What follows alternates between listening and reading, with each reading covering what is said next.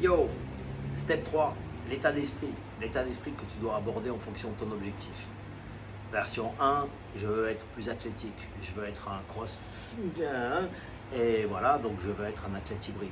Ok, donc ton état d'esprit, il va falloir que tu sois un fighter, donc tu penses exactement comme quelqu'un qui fait des sports de combat, donc comme un entrepreneur, comme etc.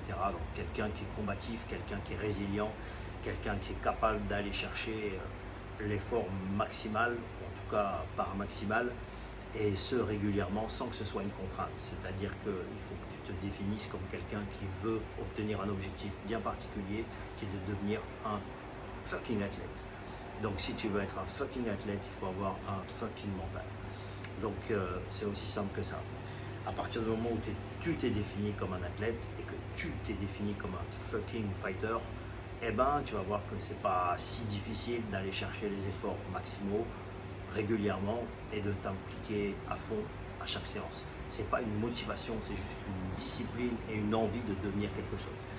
Donc ça c'est le premier point. Deuxième point, la dipolyse. Donc tu dois te penser comme quelqu'un qui veut perdre du poids. Donc même chose si tu dois marcher 10 à 15 000 pas. C'est pas une contrainte, c'est fun, c'est cool. Toi ici il y a du soleil, on est dans le sud, donc tu prends le soleil, tu bronzes. Moi à chaque fois je bronze du crâne.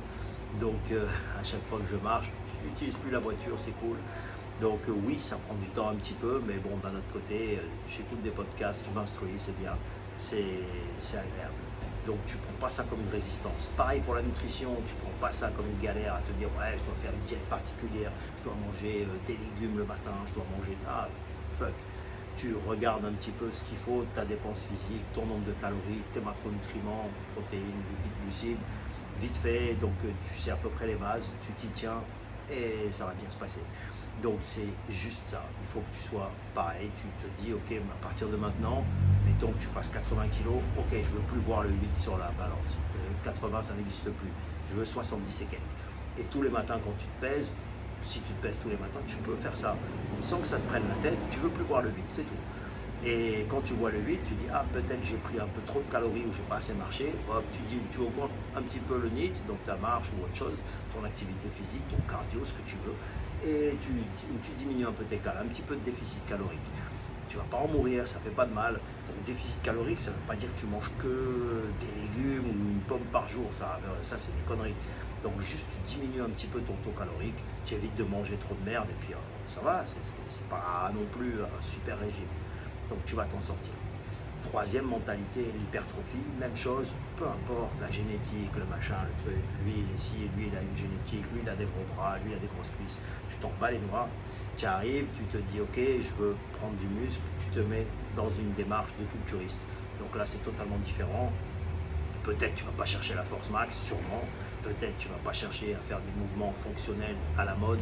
Donc ça tu vas voir sur les plateformes donc digitales, tu vas voir l'exercice comme ça, oublie tous ces conneries, tu restes KISS, donc keep it simple, retour à la base, tu reviens au basique et tu vas pas réinventer la roue, l'hypertrophie ça a toujours existé, je veux dire, depuis l'époque de la Grèce antique, on fait des press stricts et des squats, donc tu n'as pas besoin d'aller chercher midi à 14h, c'est pas si compliqué que ça. Donc l'hypertrophie, je dis pas que c'est simple, mais bon, il ne faut pas suivre la traîne de celui qui va te sortir le nouvel exercice pour le biceps. Là par exemple quand tu rentres dans un Globo Gym, maintenant tu vois tout le monde qui est single arm pull down, donc ils sont tous là avec une poulie, le mec il est comme ça et puis il fait de la poulie d'un bras pour essayer de travailler ton dorsal. Qu'est-ce que tu fais mec? Fais des pull-ups, fais du rowing lourd d'un bras, fais de la poulie comme ça d'un bras dans un coin pour te dire je vais prendre du dos. Fais du bon soulevé de terre, fais des mouvements de base, fais du rowing avec haltère, du RDL, du Romanian deadlift, fais des mouvements comme ça. Tu n'as pas besoin d'aller chercher ça, c'est parce qu'à la mode, le mec il est comme ça, il te dit fais la poulie comme ça pour le dorsal. Tu dis putain, s'il est comme ça, je vais devenir comme ça. Non, ça marche pas comme ça, mec. Lui, il est chargé comme un mulet et puis il a fait bien d'autres exercices avant de faire celui-là. Mais bon, donc ça c'est la troisième démarche. Désolé, moi je suis relativement cash, on va pas perdre de temps. Il y a beaucoup de bullshit dans tous ces trucs digitaux. Pour te dire, à l'époque où la grosse muscule, puisque moi j'ai commencé, il n'y avait pas tout ça en fait, hein. Il n'y avait pas le crossfit, il n'y avait pas les mouvements fonctionnels, il n'y avait pas tout ça. Donc j'ai vu l'émergence de toutes les modes et de tous les trucs qu'on fait maintenant dans le fitness et qui sont, voilà, c'est ce que tout le monde fait maintenant. Moi, je les ai vus émerger, et qui le fait et comment on le fait. Et je peux vous dire qu'il y a pas mal de conneries. Donc voilà, c'est comme ça. C'est cool.